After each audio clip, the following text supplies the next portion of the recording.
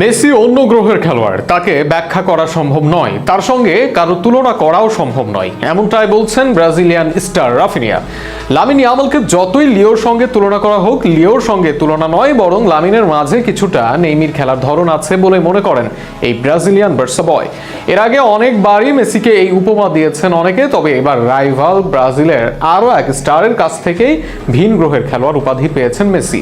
রাফিনিয়ার মন্তব্যের বিস্তারিত থাকছে প্রতিবেদনে। সর্বকালের সেরা মানুষের সংখ্যাটা বেশি অবশ্য, তবে তার সঙ্গে কাউকে তুলনা করা সম্ভব নয় বা উচিত নয়, এমনটাই মনে করেন রাফিনিয়া। ব্রাজিলিয়ান এই স্টার এক সাক্ষাৎকারে লামিন ইয়ামাল আর মেসির তুলনা নিয়ে বলেন, মেসি ভিন গ্রহের কেউ, তাকে ব্যাখ্যা করা সম্ভব নয়, তার সঙ্গে কারো তুলনা করাও সম্ভব নয়। অবশ্য 17 বছর বয়সে একের পর এক রেকর্ড করে যাচ্ছেন লামিন ইয়ামাল। বার্সেলোনার জার্সি হোক বা স্পেনের, সর্বক্ষেত্রেই ইয়ামাল অপ্রতিরোধ্য। খেলা চলাকালীন তার পায়ে বল মানে ড্রিবলিং, শুটিং, ফিনিশিং এর দারুণ এক ঝলক। কিছুদিন আগে ইউরোতে শিরোপা জয়ে অনেক বড় অবদান তার। এই প্রসঙ্গে সম্প্রতি স্প্যানিশ সংবাদ মাধ্যম এল পাইসকে দেওয়া এক সাক্ষাৎকারে রাফিনিয়া বলেন, মেসি ভিন গ্রহের কেউ, তিনি ব্যাখ্যার বাইরে। বরং মেসি আর ম্যারাডোনা নয়, নেইমির সঙ্গে ইয়ামালকে তুলনা করেন বার্সা ক্যাপ্টেন।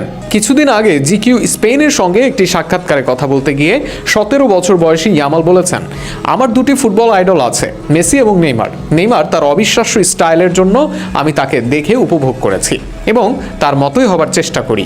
অপরদিকে লিওনেল মেসি আমার আইডল, কারণ ইতিহাসের সেরা খেলোয়াড়, সেজন্য তাকে আমি আদর্শ মনে করি।